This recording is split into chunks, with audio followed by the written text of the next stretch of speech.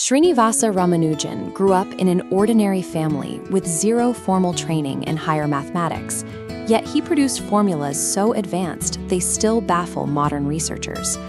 When asked how he solved them, he insisted the complex equations simply appeared to him in his dreams. This wasn't an isolated case.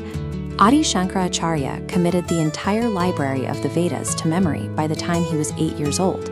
Before he died at 32, he had already consolidated the philosophical traditions of India.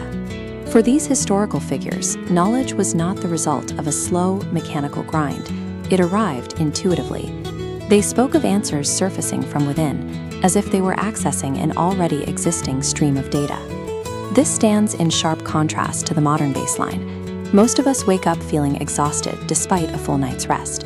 We read a page and forget the details an hour later, or struggle to find the words for a clear idea.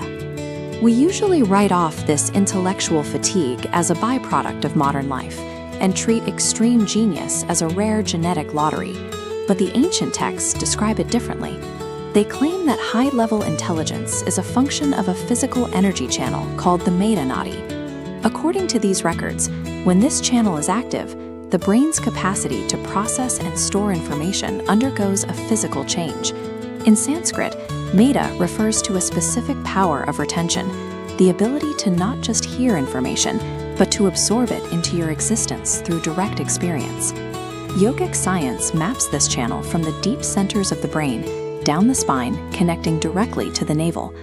While the body contains 72,000 pathways, the Medha Nadi acts as the primary conductor, linking energy between the gut, spine, and brain. When life force flows through this specific bridge without resistance, the intellect transitions from a state of effort to a state of flow. If this hardware is part of the human design, we have to ask why it remains dormant in the vast majority of people. The texts point to a state of heavy sensory lethargy called tamas. This is the result of diets that create physical heaviness, chronic overstimulation of the senses, and the constant drain of reactive emotions like fear or anger.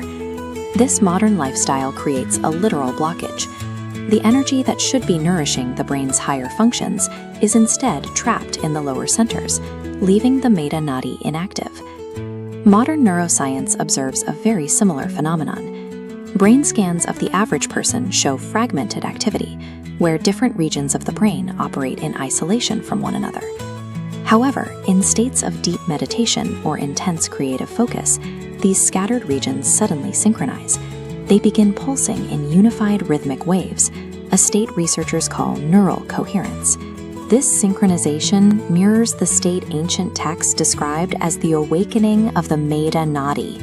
Both traditions are pointing toward the same peak state of human operation, where the mind finally begins to function as a unified whole.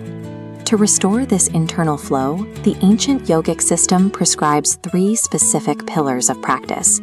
The first pillar is purification.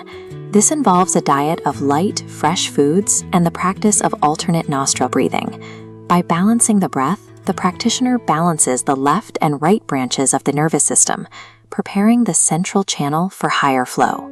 The second pillar is the practice of dharana, holding the attention on a single point. Specifically, the practitioner locks their focus on the space between the eyebrows.